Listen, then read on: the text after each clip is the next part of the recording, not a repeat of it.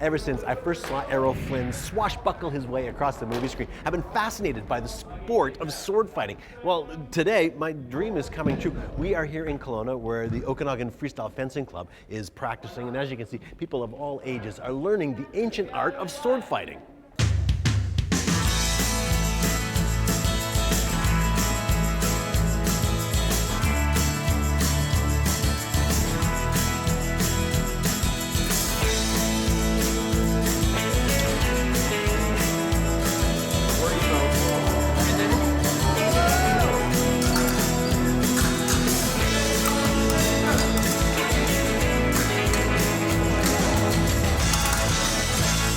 There's a lot of people out here today. Yes, Kelowna is a growing hub, and I started this club about 6 years ago, and I just started in Kelowna about 2 years ago, and so far it's just been a great success. Lots of great personalities and people that fence here in Kelowna. Everything from like little kids right up. Oh yeah, I mean it's great for parents to do with their kids as well. I've even had a few grandparents, grandchildren combinations, because it just keeps you moving, right? It's a good cardio workout, it's not too hard on your knees, and in fact it's a pretty safe sport. It's a very interesting feeling because like you're aggressive, but you have to be calm enough to realize what you're doing and put your plan in action and your moves together. Like all very simple moves that you start out with, but it's how you put them together and how you use them and how you react with them and your plans. That's what makes it interesting. It's really fun and it's an unusual sport which really drew me in. I started 3 years ago and I heard about the small fencing club, and so I came to Kelowna to try it out.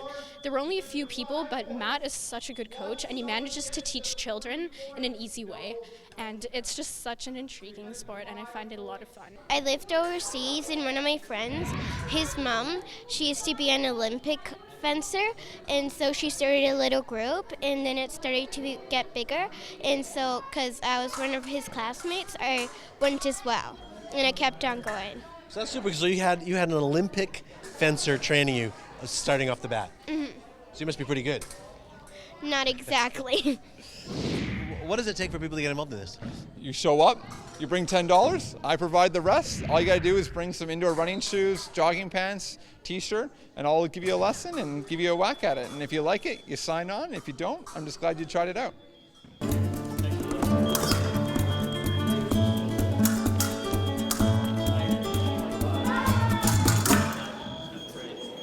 All right, well, as promised, I've got the suit, I've got the sword, and I've got the teacher.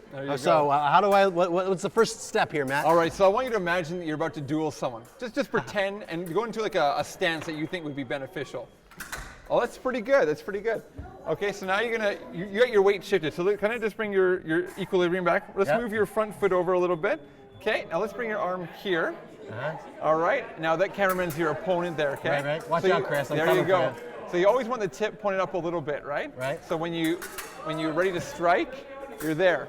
Okay. If you keep your sword off to the side, you never know where it's going to go, right? But if you keep it pointed to the target, it's very easy to hit. Right. Okay? So when you push forwards and you push down, you can keep pushing forwards. If the tip is below the guard here, the blade will naturally absorb the blow. I feel like I'm running him through right now. And that's the objective of fencing, is to literally take your tip and put it through your opponent, but in a safe way.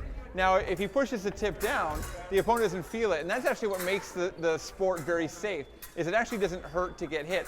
It's when you take your sword and you just jab and poke, that's when you're going to hurt someone. But if you just follow through, I feel the hit, but it actually doesn't hurt. Okay, en garde? En garde. Prêt? Prêt. Allez. Allez. Then you guys move towards each other, and just let your natural instinct kick in a little bit.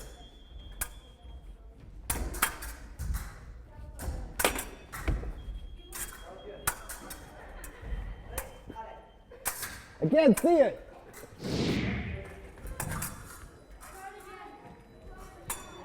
Wow, that's fast stuff.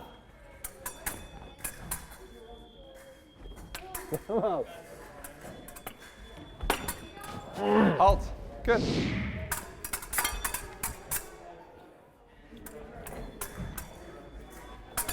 Oh. You got me. Oh. So when the match is over, we'll have the match salute each other. Oh. And you'll shake hands with your non-weapon hands. Oh, I gotta put this under there. Yeah. There we go. In the olden days, you Thank were you. so sweaty and bloody with your weapon hand, it was very disrespectful to give someone your gloved hand. Right. So we always shake hands with our non-weapon hand. So Nice. yeah, it's good. Cool. Thank you. And you feel a little bit, a heart you're rate fast. up and a little bit of sweat being built up. Yeah, that's fast. That's fast. It's fun though. The clink, clank, clank gets started. You hear that sword sound? En garde. Prêt. Allez.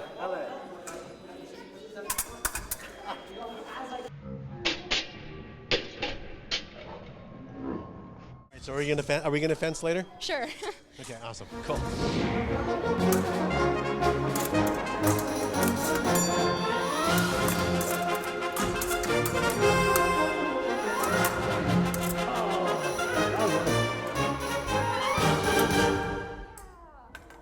You gave me that one. Look how nice she is. Thank you. That was cool. Oh, we gotta do it this way, right? Yeah. Thank you. That was cool. Thanks, Kiara. All right, well, having a lot of fun down here. I tell you, there's nothing like having a sword in your hand. This is awesome. All right, that's it for the show. I'm Doug Brown. See you next time on Go. Hey, gotcha, Chris.